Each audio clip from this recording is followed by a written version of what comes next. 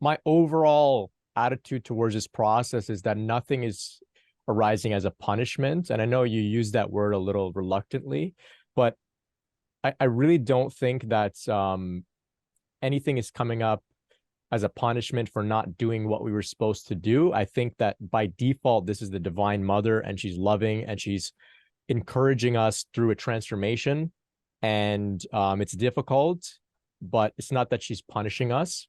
In fact, and I think this will speak to everybody, and I don't think I've ever really thought of this, but I am absolutely certain, based on all of the people that I've encountered, read about, spoken to, as well as I would go so far as to say every single individual that's gone through this process since the beginning of history or prior to history even.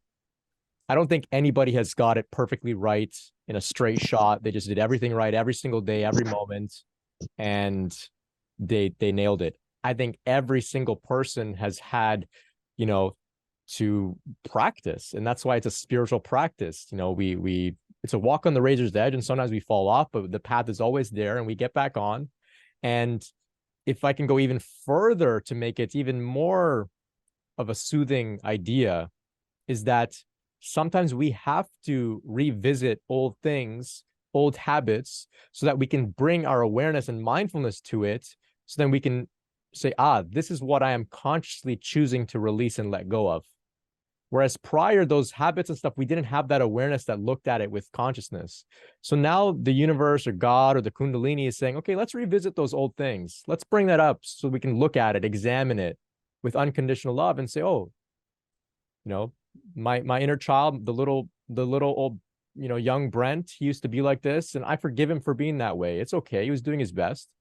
And I forgive myself now for reverting back into those habits. And like that, we're able to release it. As well, the journey is not this like linear chronological sort of thing where it's like, you know, it makes it to your throat and then your third eye. And then if it drops, it's like, now you got to start over. It's not like that. The energy can go up and down.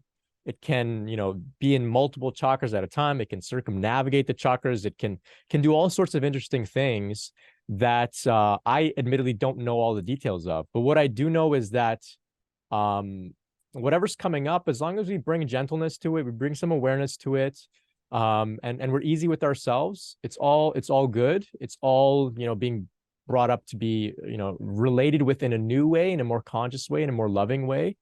And you know, you can even say, you know, how else would we undo some of those habits that we've got, you know, in our nervous system, in our memory, in our muscles, if not by revisiting them with unconditional awareness. As well, you know, you mentioned, you know, crying, laughing, interesting experiences, but these are all releases. So I just want to, just for the group, so that we can see, you know, when you're having something come up, it's not like, oh no, why am I crying? This isn't good. I'm doing something wrong, or something is off. It's like, oh, I'm crying all the tears I hadn't cried before. There's no reason in my external life to trigger me for this. It must be some tears that I've been holding on to. Let's let them flow, let them come out. Our culture, I mean, especially for men, you know, Brynmore and I'm sure we can relate, is that, you know, we were told, you know, don't cry. Men don't cry, boys don't cry.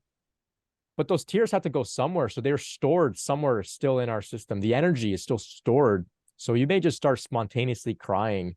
As well, just for the record, you know, sometimes we have emotions come up that are really raw. We look at our external life and our relationships, they're going pretty well. You know, we're eating good food, job's going well. But why am I feeling sad? Why am I crying? Why am I angry? Some of it is not even ours. It's just collective, raw, primal rage, primal sadness, primal fear that we're just burning up because we've inherited it just by virtue of being a human being.